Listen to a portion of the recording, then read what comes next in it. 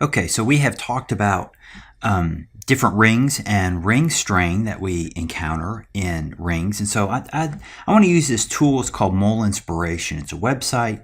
It's really not designed for what we're going to see it do, but anyway, I think it'll help illustrate some of the ideas that we're discussing. So let's go to a different screen. This is nice and big. And let's just draw that's a cyclopropane ring.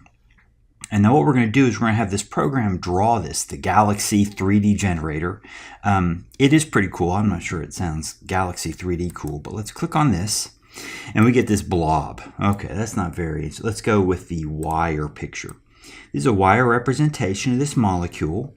It is, you can see the 3 carbons of the cyclopropane. And this ring is flat. And so when we looked at the ring strain of cyclopropane, it was in the upper 20s kcals per mole. Sure enough, it's flat, and yeah, it's got a lot of ring strain. That's all there is to it. Okay, so let's go back and let's look at cyclobutane. And we said cyclobutane is technically not flat, but it's pretty close. So let's see what this program thinks of cyclobutane. And unfortunately, we're seeing a limitation in this program. It actually thinks this is completely flat. It's not true. It's a little bit puckered, but not too much. But let's see if it does better on cyclopentane. I'm a little disappointed in that. I should have checked that before I made this video. Okay, let's clear this out. Let's do cyclopentane. Galaxy 3D generator. Okay, great. So I said that in a previous video that cyclopentane, I pretty much assume that it's flat. As you can see, it's not completely flat. The 4 carbons, 1, 2, 3, 4, and then 5 carbons of the ring, they're not completely in a plane. It's a little bit what they call puckered. In fact, some people call this the envelope conformation of cyclopentane.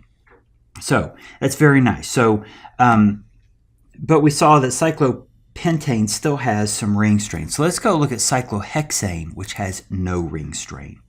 Clear this, click our cyclohexane ring, Galaxy 3D generator, go to the wire picture, bam. Now this is starting to look like a regular structure. We said in order for there not to be any angle strain in cyclohexane, then our sp3 carbons would need to be able to achieve a tetrahedral geometry and have a bond angle of about 109.5. And sure enough, this is how it happens. And how does a molecule achieve this? Well, the molecule does not sit flat. It sits in this particular puckered and kind of folded shape, and this is called a chair conformation. Now the chair may not be completely clear, but we'll talk about how to draw this. But as you can see, Mole Inspiration knows that cyclohexanes are not flat. Let's go to the tube picture. Sometimes a tube picture is a little bit better. So this is cyclohexane. Now cyclohexanes, you have the 6-membered ring of the chair, which I'm tracing here, and then here are the hydrogens coming off of the chair. Now the hydrogens coming off the chair have 2 orientations.